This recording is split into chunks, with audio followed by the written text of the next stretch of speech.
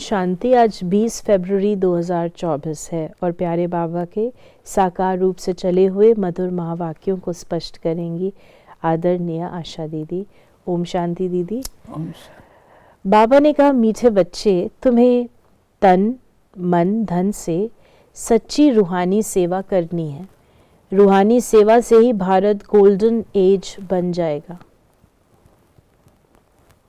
तुमको रूहानी सेवा अपने देश की करनी है।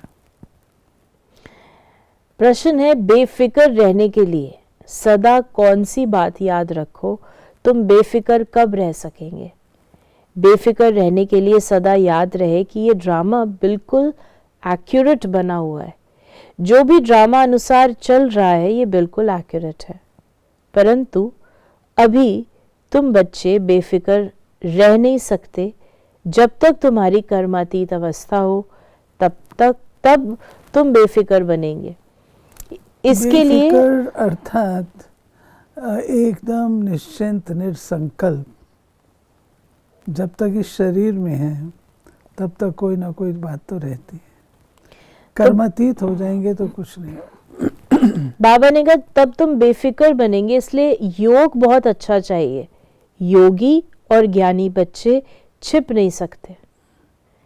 फिर बाबा ने कहा, पतित पावन शिव भगवानुवाच। बाप ने समझा दिया है कि देहधारी मनुष्य को कभी भी भगवान नहीं कहा जा सकता। मनुष्य ये भी जानते हैं पतित पावन भगवान ही है। श्री कृष्ण को पतित पावन नहीं कहेंगे, बेचारे बहुत मूंझे हुए हैं।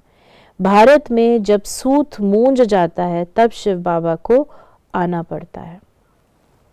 फिर बाबा ने कहा, तुम स्वदर्शन चक्रधारी बन रचता और रचना की नॉलेज पाकर काम को जीत जगत जीत बनते हो। तो वो बाप पतित पावन भी ठहरा, नई रचना का रचता भी ठहरा। अभी बेहद का राज्य पाने के लिए तुम पुरुषार्थ कर रहे हो।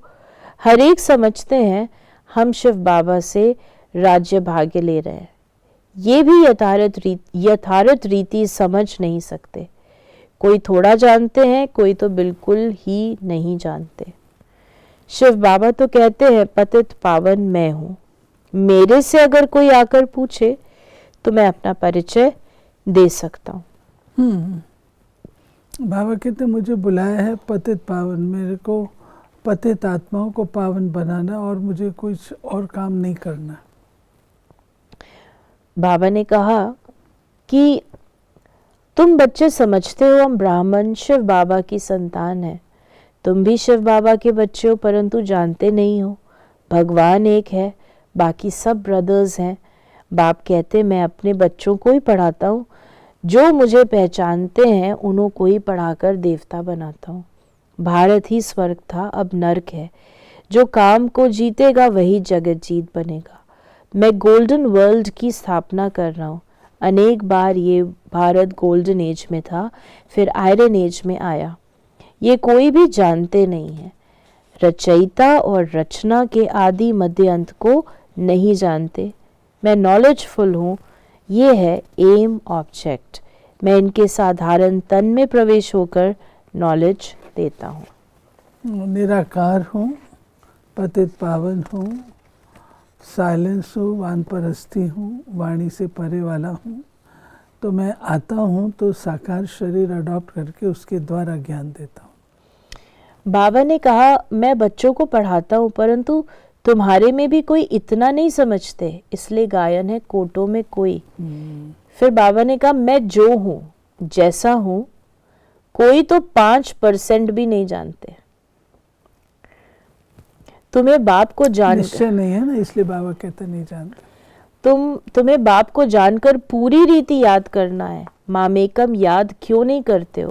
कहते हैं बाबा याद भूल जाती है। अरे तुम बाबा को याद नहीं कर सकते हो? यूं तो बाप समझते हैं ये मेहनत का काम है, फिर भी पुरुषार्थ कराने के लिए पंप करते रहते हैं।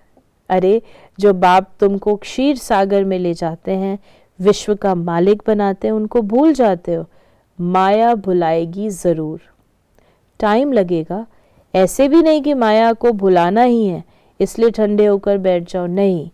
पुरुषार्थ जरूर करना है, काम पर जीत पानी है। मामेकम याद करो तो विकर्म विनाश होंगे। बाबा कहते हैं कि मैंने तुमको ज्ञान दिया है कि माया आएगी, तो इसका अर्थ ये नहीं है कि माया से भयभीत होकर के बैठ जाओ। नहीं, आपने अपनी अलख जगाई है, उसको जगा के रखो, उससे माया भागेगी।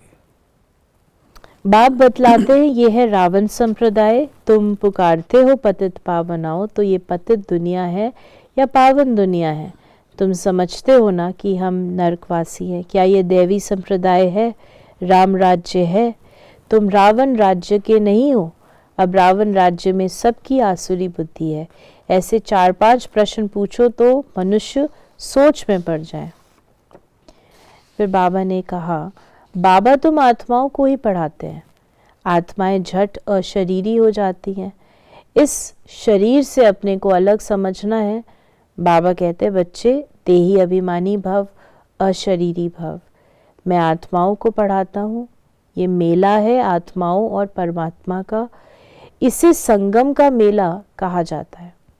बाकी कोई पानी की गंगा पावन नहीं बनाती है। साधु संत ऋषि मुनि आदि सब जाते हैं स्नान करने।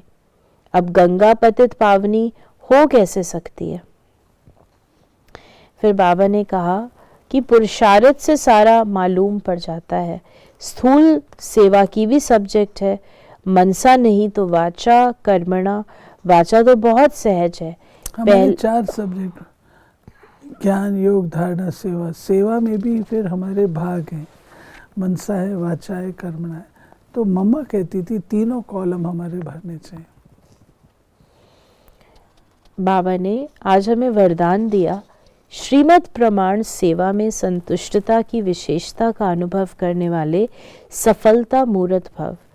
कोई भी सेवा करो, कोई जिज्ञासु आवे नहीं आवे, लेकिन स्वयं स्वयं से संतुष्ट रहो।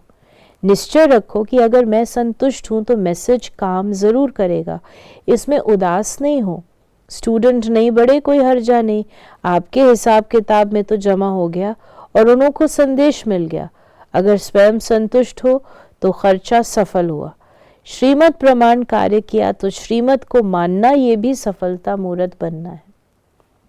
संतुष्टता जो है वो एक ऐसा सब्जेक्ट है, अगर स्वयं संतुष्ट होंगे तो सेवा में सफल होंगे। अगर स्वयं संतुष्ट नहीं है अंदर, तो सेवा जितनी मर्जी करें।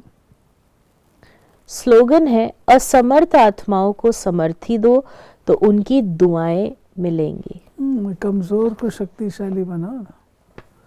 कहते हैं मरे को मारा क्या मारा, हमको मारो नाम तुम्हारा। तो असमर्थ को सामर्थ्यवान बनाओ। तो ये थे प्यारे बाबा के आज के मधुर महावाक्यों का स्पष्टीकरण। ओम शांति।